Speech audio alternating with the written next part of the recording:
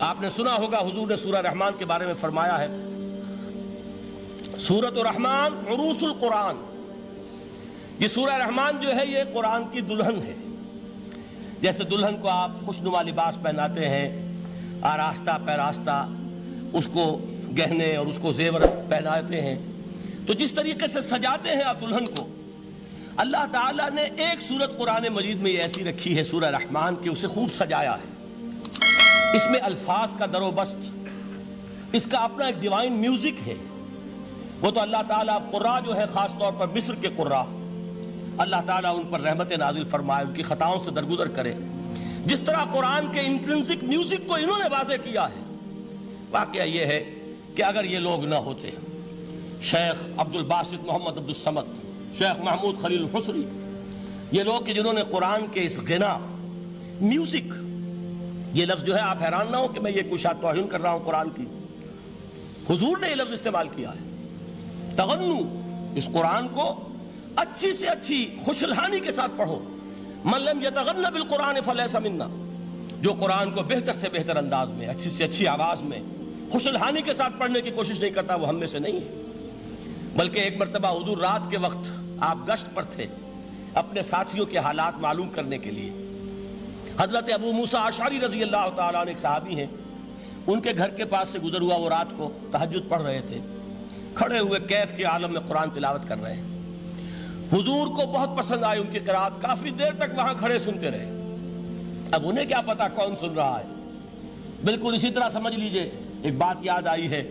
حضور فرماتے ہیں کہ جس طرح کان لگا کر اللہ قرآن کو سنتا ہے، کسی چیز کو نہیں سنتا.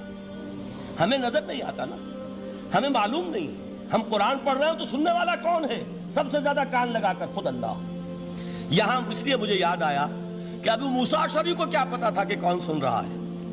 وہ اپنی کیفیت میں نماز میں تہجد میں قرآن کی تلاوت کر رہے تھے. اور ظاہر بات ہے ان کے گھر ایکڑوں میں بنے ہوئے نہیں تھے، ایک ایک کمرہ، ایک ایک کوئی حجرہ، ایسے ہی تو گھر تھے نا صحابہ کے.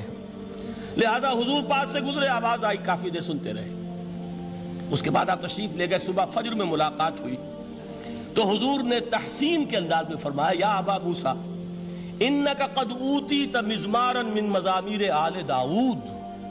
اے ابو موسیٰ، تمہیں تو آل داؤد کے سازوں میں سے ایک ساز اللہ نے عطا فرما دیا ہے. جس طرح حضرت داؤد، لہن داؤدی مشہور ہے کہ جب وہ پچھلے پہر رات کو حمد کے ترانے الاپتے تھے، قرآن میں ہے کہ پرندے شامل ہو جاتے تھے ساتھ، اور پہاڑ وجد میں آتے تھے، پہاڑ بھی ان کے ساتھ شریک ہوتے تھے. تو جس طرح کا اللہ نے ان کو لہن عطا فرمایا تھا، حضور نے تحسین کے انداز میں فرمایا، ہے ابو موسیٰ اشعری، اللہ نے تمہیں بھی آل داؤد کے سازوں میں سے ایک ساز عطا فرمایا. بہرحال قرآن مجید کا جو یہ میوزک ہے، قرآن کے الفاظ کا جو حسن ہے، جہاں تک حسن معنوی ہے وہ تو ہر لفظ میں ہے، لیکن یہ حسن ظاہری، حسن صوتی، حسن لفظی، یہ اپنے کلائمیکس پر آپ کو نظر آئے گا سورہ رحمان میں. لیکن قرآن میں یہ سورت اس اعتبار سے بھی ممتاز ہے، اس کی 4 آیات پر ذرا توجہ کریں گے، عجیب حقائق سامنے آئیں گے. جہاں یہ قرآن مجید کے حسن صوت اور حسن لفظی کی معراج ہے، وہیں اس کی پہلی 4 آیات میں 4 چوٹی کی چیزوں کا ذکر ہے، سب سے اونچی چیزیں. پہلی آیت کیا ہے؟ الرحمن. ایک آیت ہو گئی. رحمان کیا ہے؟ اللہ کا نام ہے. کبھی آپ نے غور کیا اللہ کے ناموں میں سب سے پیارا نام کون سا ہوگا؟ رحمان. کیوں؟ اس کا مادہ کیا ہے؟ رحمت. ہمیں سب سے بڑھ کر جس چیز کی ضرورت ہے وہ کیا ہے؟ رحمت خداوندی. نام اچھی طرح سن لیجئے اس حضور کے قول کو. حضور فرماتے کوئی شخص جنت میں مجرد اپنے عمل کی بنیاد پر داخل نہیں ہو سکے گا جب تک کہ رحمت خداوندی دستگیری نہ کرے. کسی صحابی نے بڑی ہمت اور جرأت کا ثبوت دیا کہ پوچھ لیا، کیا حضور آپ بھی؟ جب آپ نے فرمایا کوئی شخص داخل نہیں ہو سکتا جنت میں محض اپنے عمل کی بنیاد پر جب تک کہ رحمت خداوندی جو ہے وہ دستگیری نہ فرمائے. پوچھا گیا کیا آپ بھی؟ آپ نے فرمایا ہاں میں بھی.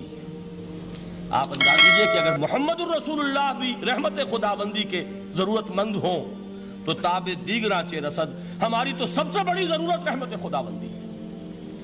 اب یہ رحمت جو ہے قرآن مجید میں اللہ تعالیٰ کی یہ شان 2 الفاظ کے ذریعے سے آتی ہے، رحیم اور رحمان. اور کوئی مادہ نہیں ہے جس سے 2 نام بنتے ہوں اللہ کے.